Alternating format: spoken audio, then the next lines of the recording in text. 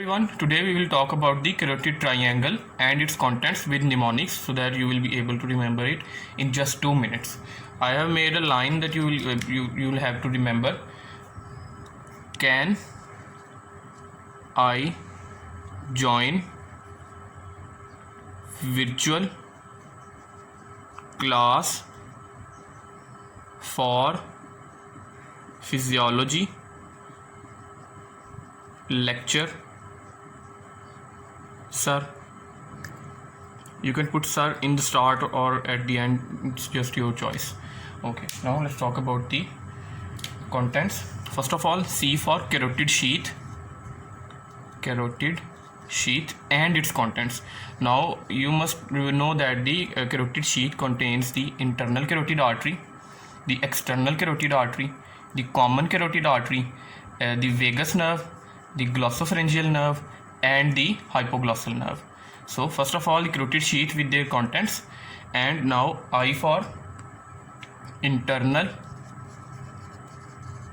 J for jugular, V for internal jugular vein, C for common facial and common facial vein. Okay, P for pharyngeal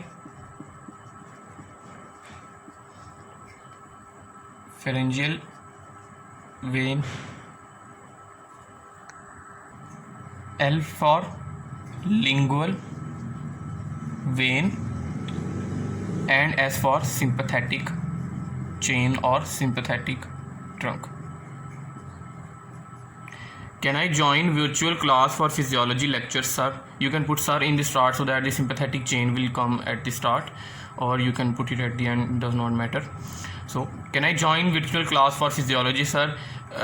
Say that aloud few times and you will be able to remember the carotid triangle and its contents. Now, the most important contents of carotid triangle is the carotid sheath, which contain the internal carotid artery, the external carotid artery, which are the branches of the common carotid artery, the 10th and 11th and 12th cranial nerve. And most of the time it is asked in the MCQ that what are the most important contents of the carotid sheath. Now some other things, that the internal jugular vein is also content and sympathetic trunk. So this triangle holds a very special place for surgeons making surgeries, doing surgeries in this region, because this triangle is a very good surgical landmark. In the next video, I will tell you about the digastric triangle and its contents with mnemonics.